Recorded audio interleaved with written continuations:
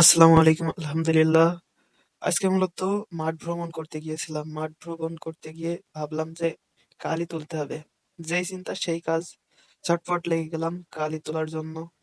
এবং ভুট্টার পাশে দেখতে পাচ্ছেন সুন্দর পেঁয়াজ গাছ। পেঁয়াজ গাছে কালি হইছে।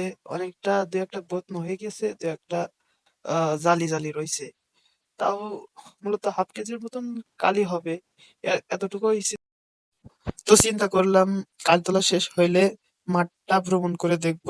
আমাদের কালীতলা প্রায় শেষের দিকে। এবার কালীটাকে সুন্দর মতো করে একাঠির মতো করে বেঁধে নিতে হবে। তারপরে ভ্রমণ করতে যাব মাঠ। পাশে পাতকলা আছে, প্লাস ভুট্টা এবং এবং আছে পেঁয়াজ, রসুন। সব মিলিয়ে আমার মাঠটা ভ্রমণ করে ভালোই লাগলো। তো আপনারা দেখতেই পারছেন যে মাঠ ঘোরাঘুরি করছি। ভুট্টার আল দিয়ে হাঁটতে হাঁটতে পিছলে পড়ে যাওয়ার কায়দা।